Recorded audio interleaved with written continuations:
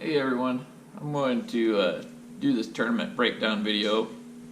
I've worked 10 p.m. to 10 a.m. the last 2 days in a row. I'm running on not much sleep. I'm really tired, so what a better time to do it than right now. It was at Lacing Lake on Saturday, January 9th. It's the Hotwater Shootout put on by a Backlashers Bass Club. I'd never fished one before, wasn't real sure what to expect. I'm not a big tournament guy, but I wanted to fish the lake that day anyways, so just decided if I was going to be there, I might as well be in the tournament. But we ended up being about 15 of 15. So with that in mind, my decision was I was not going to be able to get one of the better spots because it's a 2,600 acre lake. It's winter time, so you lose a lot of the water to like up the river. It's way too cold most of the time to fish during the winter time. And then a lot of the water on this lake is just barren. There's not fish there, not enough to be able to go and consistently catch them. So it gets small real fast, and that was the case on this day. My decision was I was going to run to where I wanted to go, but try to go to the more marginal portions of it. Basically what it is a steep rock bank that transitions into a mud clay portion, and then it turns back into rock, and it's a shallower rock bank. So we ran all the way to the end of the shallower rock bank, which is the coldest part, it's the dirtiest water. But there wasn't any boats there for about 100, 200 yards. It was a pretty good distance to the first boat that was fishing on that bank. And we stopped at the end of it. Water was about 40 degrees, so it was pretty cold compared to the rest of the bank. But I was junk fishing, had 12 or 13 rods out on the deck. In a hot water lake like that, this lake typically you'll have water from 60, 65 degrees at the outlet to 38 at the dam sometimes. So you have to have a little bit of everything out and ready, and I did this day. But there was very little of it that was working. It seemed like it was mainly a moving bait bite, which is fine because it allowed us to cover water and try to find those active fish. But we started down the bank, and it didn't take very long. It was about 10 or 15 minutes into the morning, I believe, and I was throwing one of my favorite wintertime cranks on this lake. That's a Berkley Frittside number 5 in the special red craw color. And it was right up by the bank. I got my first bite of the morning, and it's probably 16 and a half, about 16 and a half inch fish, good 2.5, 2 3/4 pounder. And that got us on the board with fish number 1. And I was throwing that on this Legend Glass St. Croix, the 610 medium heavy moderate with a Daiwa Tatula 100p, which is a 5:1 ratio. I don't believe they make that reel anymore. It's a really good cranking reel. Lets you crank them nice and slow during the winter time. And I got on probably 10 minutes later. I had another fish thump it really good, and loaded up and got a couple good head shakes and just pulled off. And I heard that a lot from people that we ran into going throughout the day, was they were getting good bites, but the fish just weren't hooking up. So I don't think they were really eating the bait very well, and the weights at the end of the day kind of reflected that it was difficult fishing. But we continued down the bank, and I continued rotating through stuff, just trying to put as many baits as I could in front of as many fish as I could. And I threw this 6-inch Provoke, the 106 Provoke, that's the Merthiolate flash, right up against the bank, pulled it down, and I was doing a twitch pause cadence and not letting it sit for real long. But the second cadence I did one twitch, and when I went to twitch the second time, it felt like I hit a rock or hit a limb or something, but I went ahead and leaned into it because wintertime fish bite funny, and that's what happened. One bit that I never felt the thump, never felt anything, but it was there. It was the second keeper of the morning, probably 16 and a half, 16 3/4, a little bit bigger fish, probably pushing 3 pounds. So we had that second fish in the boat pretty quick. Probably it was maybe 30, 45 minutes into the morning. I was fishing that on a discontinued St. Croix Rage. This used to be a 7.2 medium moderate. It's missing probably 3 or 4 inches off the tip of it now, but it made it a really good jerkbait rod, so that's what I use it for. And I've got a Daiwa Fuego CT, the 6.3 on here with I've got just 10-pound big game, which I guess I didn't say on that crank and reel. I've got 10-pound P-line CXX for the abrasion resistance, but I like the reel with the standard line guide instead of the T-wing a little bit better in the cold water. If you fish cold water, you know about the ice on the line guides, and T-wings are rough with ice going into them. They just get difficult to use, and they hold a lot of ice. It makes it tough to clear them. But we fished on down that bank. I think I had one more fish hit that Frittside and not hook up again. It could have been a carp. Carp pile up on this bank during the winter time, and sometimes you run into them and it feels like a bite, but you're just hitting one of those things. But we fished across the flat mud clay point, or clay portion in between the two banks, and we got to the steep bank, the steep rock bank.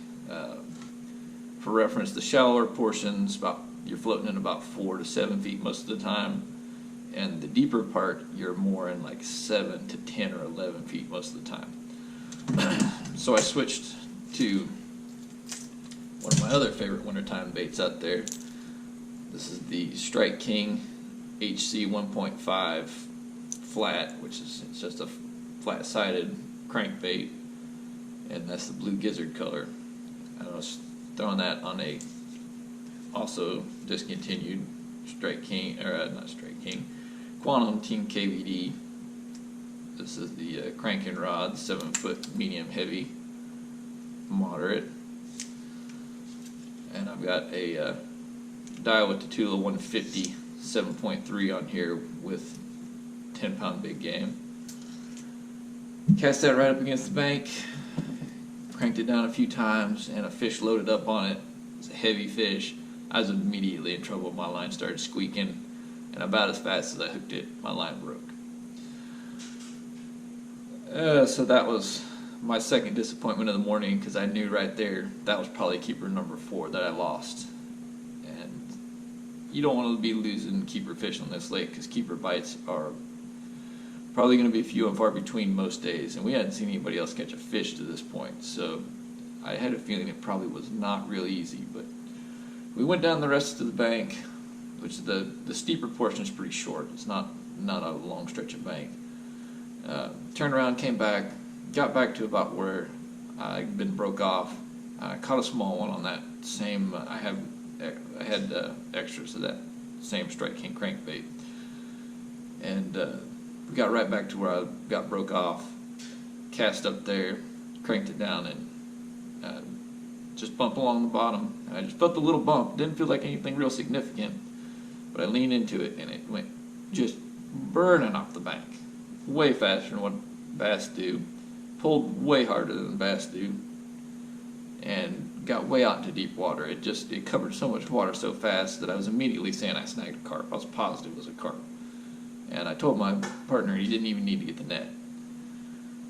But he went ahead, he grabbed the net anyways, and we just kind of stood there in suspense for a minute, and it popped up, and it was a bass. I mean, and it was the weirdest shaped and fattest bass I've ever seen.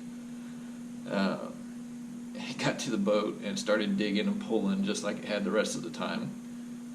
But thankfully, we got it in the net, and it ended up being just a little over 18 inches and 5.58 pounds. It had a huge gizzard shad packed in its throat. It was the tail was so wide, it was curled up on the side of his, inside of his mouth.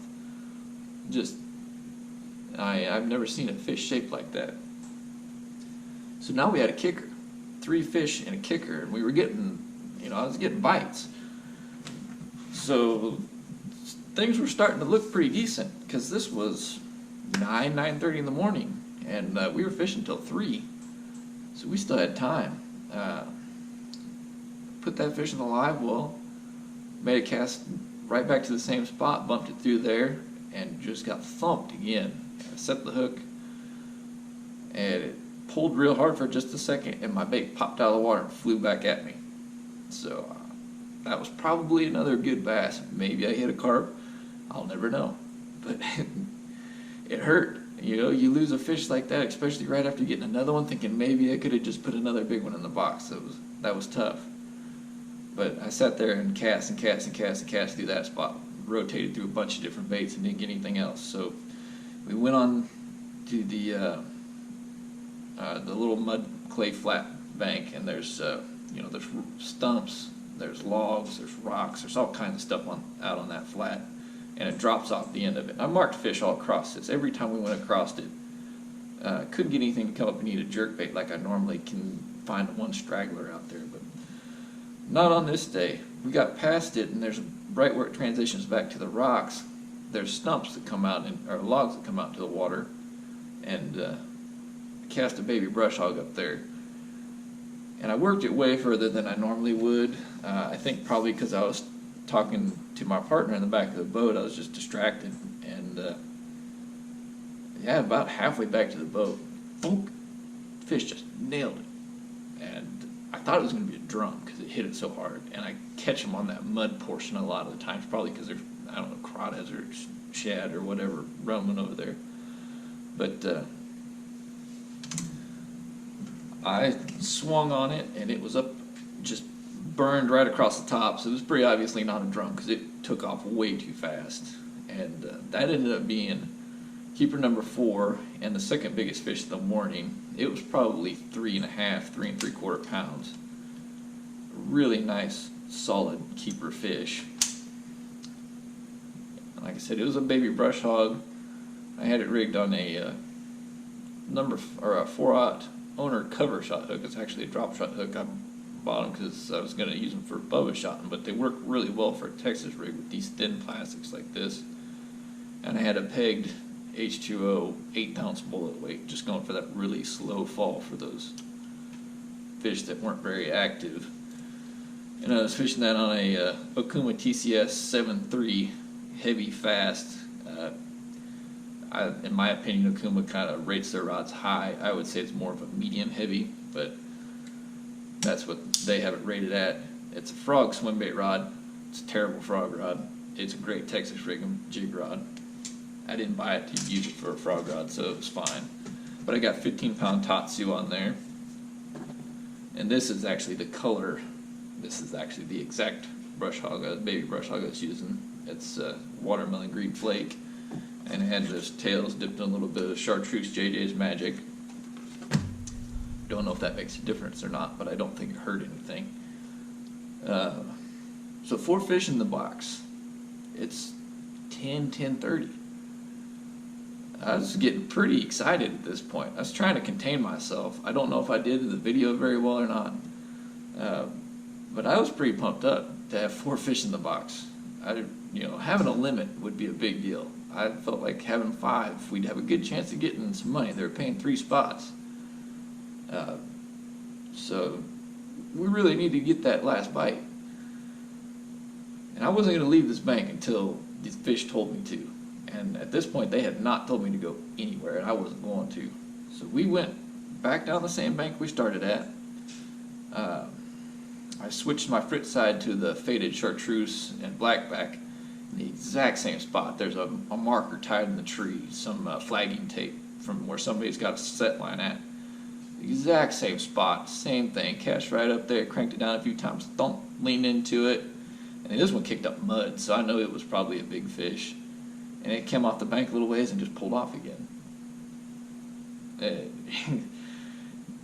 If it wasn't a carp that I stuck, it was number 5 because it was a good fish. We rolled a little ways further, turned around, started coming back down, pitched the baby brush hog up there, and caught one that was big enough that I needed to measure it. I knew it wasn't a keeper, but your mind starts playing tricks on you if you don't. So I measured it as 14 inches. But it's still getting bites. Got back to the transition, the mud clay transition. I'd thrown a rattle trap across it. I'd thrown a jerkbait, a couple different jerkbaits across it. I'd thrown a spinnerbait. I'd thrown a square bill. I had a menace rigged up on a swing head all day, a little 1/4 ounce homemade swing head. Just decided I'm going to throw that swing head down there and drag it through everything, and maybe I can punch one in the face that'll make it open its mouth up. And you know what? I threw it up there once and didn't get anything. The next bite, I pulled it through there, it hit something hard on the bottom, and when I pulled it over that, my bait disappeared. So I started pulling, and when I found it, it was in the mouth of a skinny little 15-incher, but that was number 5, and that was a big deal. It was it was a Rage Menace in the summer craw color, and it's just a homemade CNC custom baits, 1/4 ounce with a 4/0 Eagle Claw EWG hook, and I was using that on a 7-foot medium heavy extra fast St. Croix Legend Tournament bass. I've got 15-pound Tatsu on here, the Daiwa Zillion SV T-Wing, and that's the 9, I think it's a 9.3. It's their 9.1, I guess. It's a fast reel. I used, but yeah, that put 5 in the boat. So I was pretty excited. We were going to bring limited. Anything at this point was just icing on the cake. But we decided to go ahead and fish the rest of the way down that rock bank. And I caught one more little one on the Baby Brush Hog. But I decided we'd do a little change of scenery. It was 1:30 at this point. We went across to a shallow flat point that I normally like, but like I said, the water was there wasn't a lot of water on this point because the water's way down, and it's close to the outlet. It's just north of the outlet where I was at, so decided we're already over here at the outlet. I haven't caught a bass from the outlet in 2 years, but it's not going to hurt anything to go try it. So we went over there, gave it a shot. I caught one about 6 inches long on that menace, dragging it in the washout, and that little sucker took off with it. I jerked him clear out of the water. I thought he was going to be a lot bigger, but I caught a bass from the outlet, so at least there was some there anyways. Didn't get anything else from the clay bank side, so we went across to the riprap point, and I cast that menace right up the edge of the point, and I was pulling it down the point right to where the current flows along the drop off, and it makes a current seam and an eddy. I don't fish a lot of current for bass, but people that fish current for bass, you know what I'm talking about. That's that sweet spot right there. All the shad gather up right there to get out of the current. That's where all their food washes down. And where their food is, that's where the bass's food is. Bait pulled through there, thump, and it hit it hard. It was one of the harder bites I've had on a swing head in a while that didn't end up being a drum, because I thought that's what it was going to be, was a drum or a flathead, and it ended up being about a 15.5-inch bass, and because it was from the outlet, all those fish are so fat from eating all those shad, it culled out that little skinny one that I had that was our original number 5. Still the smallest fish in our box. I'd have liked to have had a bigger one than that one, but I was happy to get a little bit of an upgrade, you know. Anytime you can add a little bit extra is not a bad thing. So we culled that one out, and that ended up being our last bite of the day. We took off at about 2:40 because I wanted to make sure we got in on time because we had 5 fish. And I really just thought that maybe we had a shot at getting in the money. I thought it would take over 20 pounds because of the bites that I had had and lost. And lo and behold, we were the second to last one to weigh in, and I heard it was 14 pounds to get first place. I knew that we had that right there.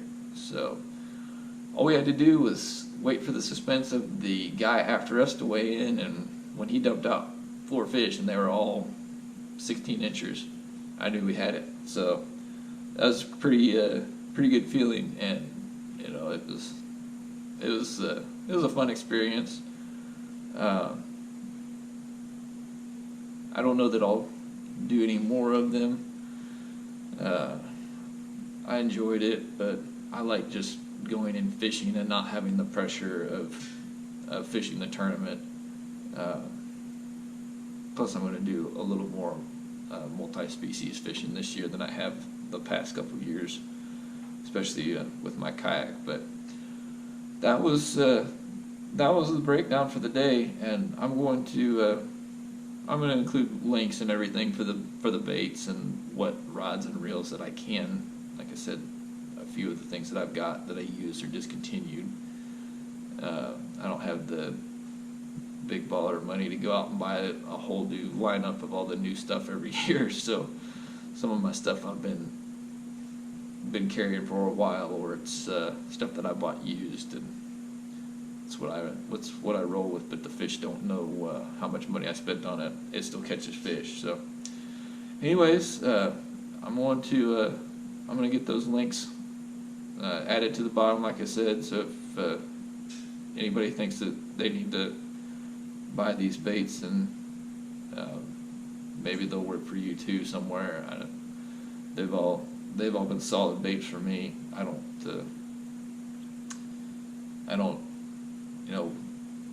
buy a ton of new exciting baits all the time, especially crankbaits. I kind of stick to the few that I like, so you'll see the same baits over and over again in my videos a lot of the time, maybe just a different color here and there, but a lot of them are just the same baits.